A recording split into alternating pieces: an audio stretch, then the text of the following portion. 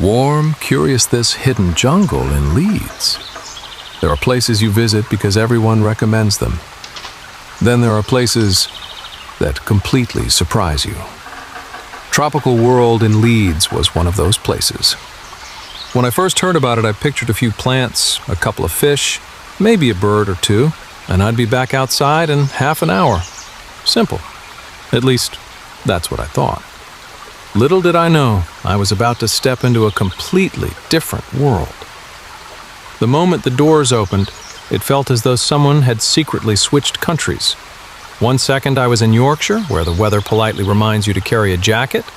The next second, I was standing in warm, humid air that felt like I'd just landed somewhere near the equator. I actually paused for a moment.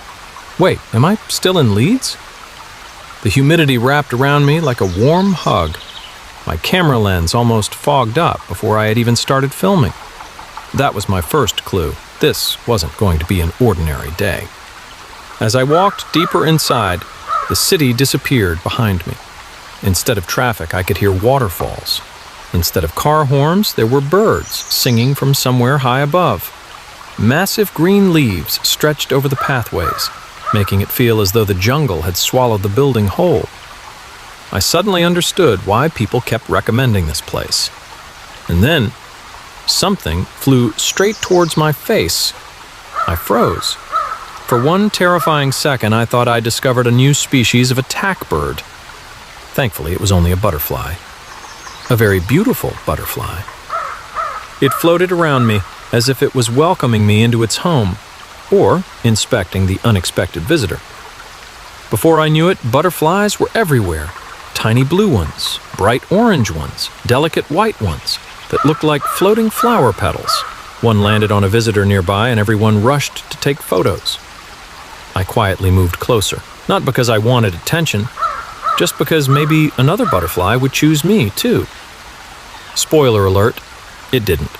Apparently, butterflies have standards. Leaving my butterfly dreams behind, I continued into the rainforest. That's when I realized something funny. Every single person had exactly the same expression. Wide eyes, big smile, looking up at absolutely everything. Adults had suddenly turned back into curious children. There was something magical about the place. No one seemed to be in a rush. Nobody was staring at their phones. For once, people were actually looking around, and honestly, that felt refreshing. Then I met the monkeys. Now, I don't know who gave monkeys permission to have so much personality, but they certainly use it well. One monkey was flying across ropes with the confidence of an Olympic gymnast. Another sat quietly in the corner, looking like it had worked a double shift and wanted absolutely nothing to do with anyone. I felt personally represented. Then one monkey looked directly at me, not through me, at me. It stared for a few seconds. I stared back. Neither of us moved. I don't know who won the staring competition, but I decided to leave before things became awkward. The deeper I explored, the stranger things became. Colorful frogs no bigger than a coin. Gigantic insects that made me grateful they were safely behind glass. Snakes curled so perfectly still, I wasn't entirely convinced they were alive.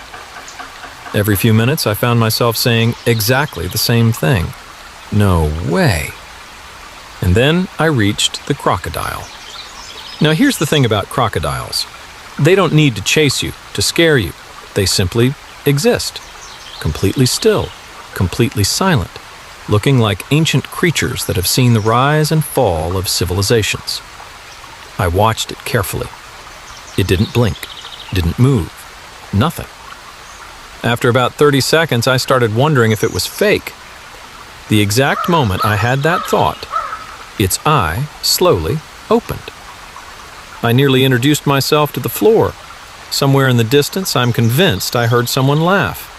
Probably the crocodile. Just when I thought I'd seen everything, I wandered into the aquarium. Bright tropical fish glided through crystal clear water, as though they didn't have a single worry in the world. Watching them was strangely calming. Maybe fish have discovered the secret to happiness. Or maybe they simply don't have emails. Either way, I was jealous. One thing that surprised me most wasn't actually the animals. It was the atmosphere. People smiled at strangers. Children pointed excitedly at every creature they found. Parents looked just as amazed as their kids. For a little while, nobody cared about deadlines, bills, traffic, or tomorrow's to-do list. Everyone was simply enjoying the moment. And maybe that's the real magic of Tropical World. As I reached the exit, the warm tropical air slowly disappeared behind me. The familiar Yorkshire breeze returned. Cars passed by. People hurried along the streets. Just like that, the adventure was over. Or was it? Because I left with something much bigger than photos. I left with a reminder. Adventure doesn't always mean catching a flight halfway around the world. Sometimes it's hiding in your own city, waiting behind ordinary doors, ready to surprise you. So if you ever find yourself in Leeds wondering what to do, don't underestimate Tropical World. Go slowly.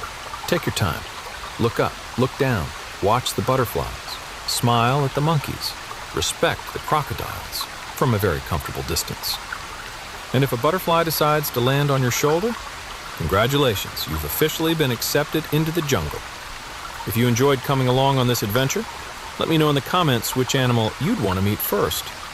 And don't forget to like the video, subscribe to the channel, and join me for the next hidden gem, because who knows where we'll end up next. So this is love. So this is love.